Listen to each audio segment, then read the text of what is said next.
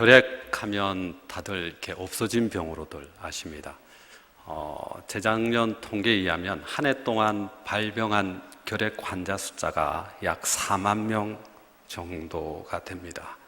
그리고 결핵이 걸렸다고 당장 어떻게 되진 않지만 결핵이란 원인으로 한 해 동안 사망하는 숫자가 약 2,300명 정도가 됩니다. 약 5% 정도가 이렇게 사망을 합니다.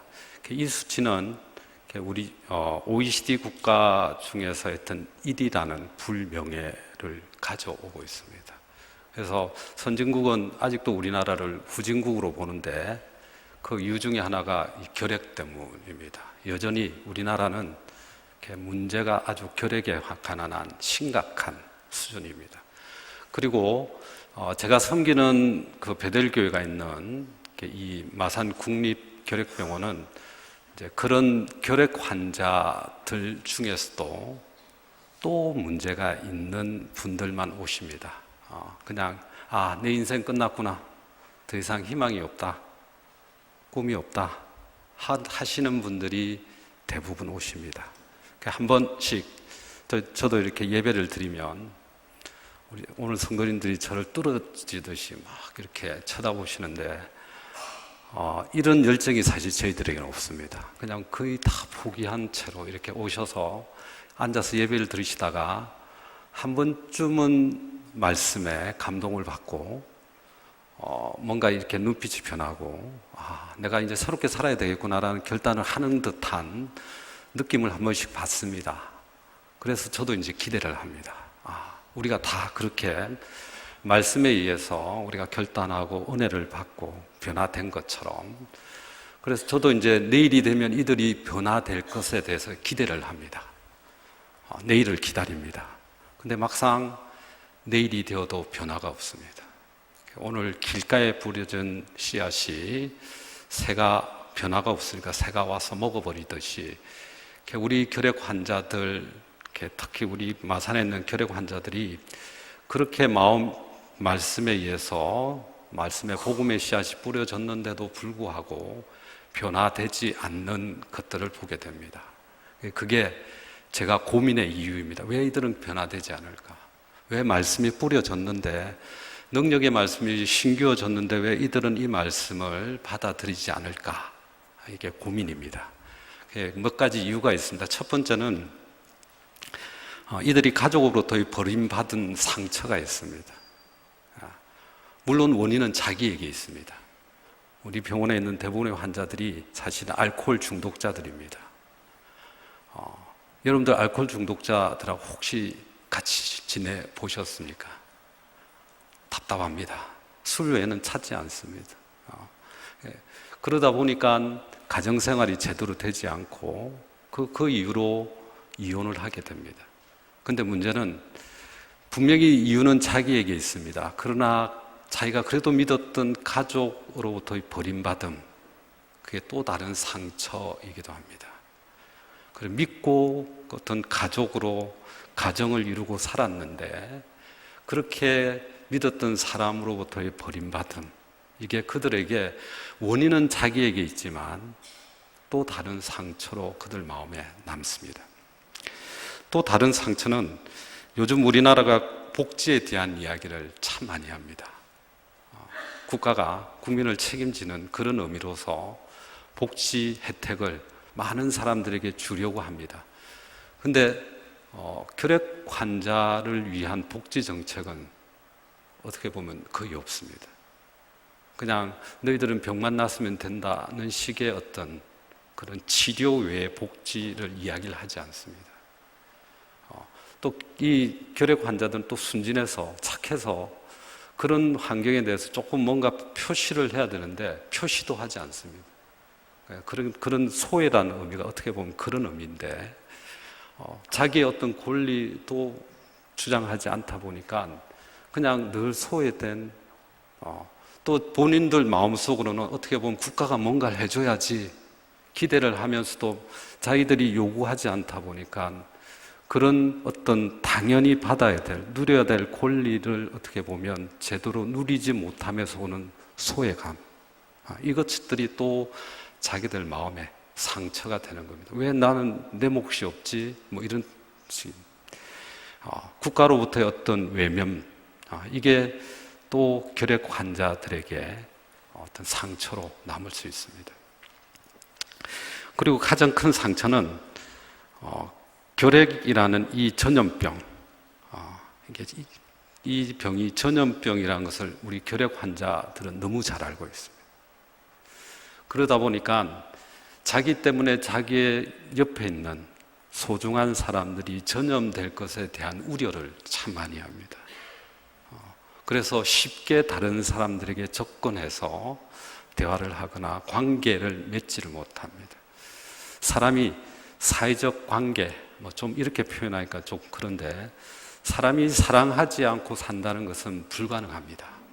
근데 그 불가능한 일을 결핵 환자들은 하고 있습니다. 왜? 자기 병이 다른 사람들에게, 이웃에게, 친지에게, 가족에게 전염될 것에 대한 두려움이 있습니다.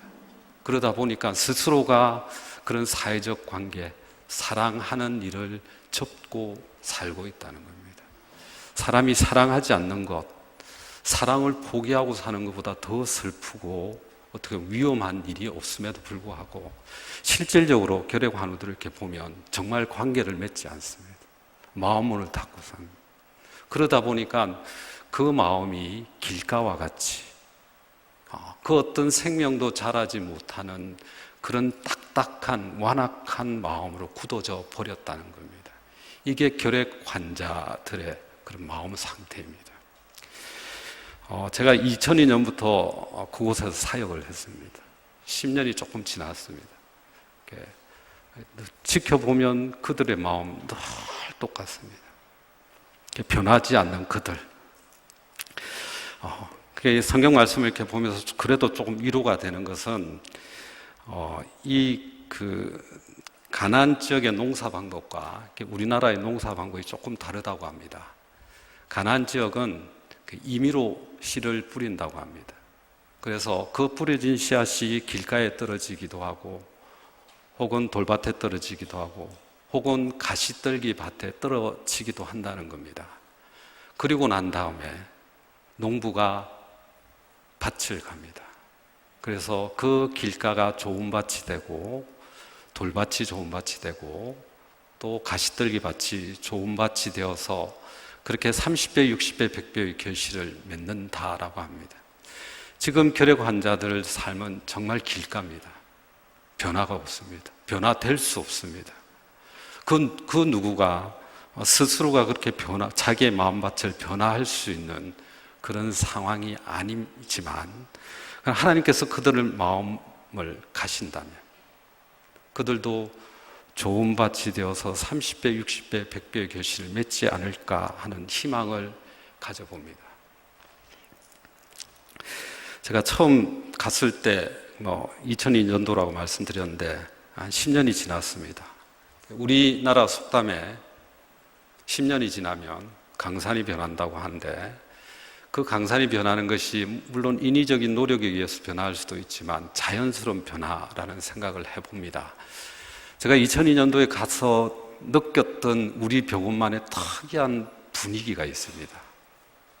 참 묘한 분위기가 있습니다. 근데 그 분위기가 지금도 이렇게 가면 그 묘한 분위기가 남아 있습니다. 10년 전에 사람들 분명히 없습니다. 퇴원하셨거나 좀 안 되신 분들은 하늘나라 가셨거나 분명히 10년 전에 사람이 없음에도 불구하고 왜 지금 똑같은 마음일까? 길가 같은 마음을 가진 사람이 10년 전에도 계셨고 어떻게 보면 세월이 지났지만 그분들은 아니지만 똑같은 길가와 같이 마음문을 닫고 사는 분들이 여전히 지금도 계시다는 겁니다. 저도 10년 동안 많은 사역을 하면서 그들에게 많은 사랑과 말씀을 통해서 노력을 했지만 변화라는 것이 참 쉽지 않다라는 생각을 합니다. 또 많은 앞에 계셨던 선배 목사들이 그 사역을 하면서 어떤 결론이 김 목사 참 그 일은 어려운 일이야, 힘든 일이야, 안 될 거야 라고 충고를 해주셨습니다. 왜? 길가와 같은 그들 마음. 하나님께서는 분명히 그들 마음을 변화시키실 거라고 저는 믿습니다. 믿음 가운데 분명히 그렇게 되리라고 생각을 합니다. 근데 이것이 하루아침에 우연히 그냥 되어지는 일이 아니라 누군가의 관심 속에서 믿음의 어떤 기도의 지원 가운데 그들이 필요한 그런 생활의 어떤 여러 가지들을 지원받으면서 쉽게 말하면 온실과 같은 그런 곳에서 어떤 씨앗을 틔울 수 있는 그런 기회가 주어져야 됩니다. 하나님께서는 이 결핵 환자들 사실 그들은 어쩌면 끝입니다. 희망이 없습니다. 모든 것을 포기하고 있는 그들, 더 인생에 있어서 행복이 무엇인지 기쁨이 무엇인지 그냥 그렇게 살아가는 그들, 결핵 환자들은 스스로를 그렇게 표현합니다. 이 표현이 더 정확할 수 있어요.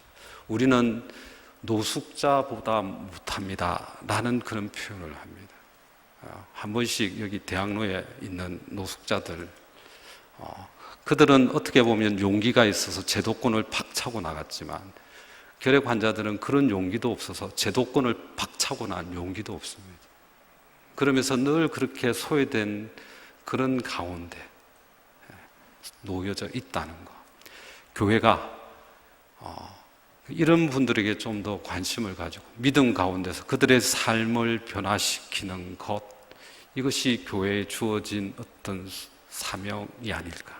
소외되어져 있는 그들에게 집중적인 사랑을 통해서 그들의 삶이, 그들의 마음밭이 지금은 길가이지만 그런 집중적인 기도와 믿음의 어떤 지원을 통해서 그들의 마음이 옥토가 되도록 바꾸는 것, 이게 하나님의 역사가 아닐까, 그렇게 믿고 이 일을 감당하기를 원합니다. 우리 동성교회 성도님들이 이 일에 함께해 주시기를 원합니다. 하나님께서 하시는 것, 하나님께서 하실 거야 무관심이 아니라 함께 기도해 주시고 함께 관심을 가져주실 때 이 일이 가능하지 않을까. 사실 매일매일의 삶은 변화가 안 보입니다. 그런데 1년 전의 삶과 1년 후의 삶, 이렇게 예배를 통해서는 참 어렵다는 생각을 참 많이 하는데 저희들이 공동체를 통해서 정말 이렇게 보면 1년 전의 삶, 지금의 삶 비교하면 변화가 있다는 것을 깨닫게 됩니다. 하나님께서 역사하신. 당장은 아닐 수 있지만 그렇게 관심을 가지고 함께 기도하면서 결핵 환우들에게 좀 더 행복해질 수 있는 기회, 소외되면서 그 소외를 탈피할 수 있는 기회를 우리 교회가 믿음 가운데 제공하였으면 합니다. 오늘 귀한 사역자님들이 오셨는데 우리 성도님들 찬양을 통해서 많은 은혜 받으십시오. 그리고 그 받은 은혜, 소외된 이웃을 위해서 조금이라도 1%라도 이방 여인이 상에서 떨어지는 부스러기를 구하는 그 심정으로 여러분들이 받은 은혜를 부스러기라도 이렇게 나누어 주시면 그것을 통해서 하나님께서 오병이의 역사로 또 이 결핵 환우들을 변화시키는 그런 은혜가 있지 않을까 생각합니다. 여러분들 오늘 좋은 시간, 좋은 찬양의 시간 되기를 축복합니다. 잠깐 기도하겠습니다. 사랑의 주님, 감사합니다. 우리를 사랑하여 주심을 감사합니다. 우리를 하나님의 자녀로 삼아 주심을 감사합니다. 우리가 그것을 찬양하기를 원합니다. 그것을 기뻐하기를 원합니다. 이 시간 마음문을 열고 주님을 찬양하는 그런 귀하고 복된 시간 되도록 도와주시옵소서. 예수님 이름으로 기도드립니다. 아멘.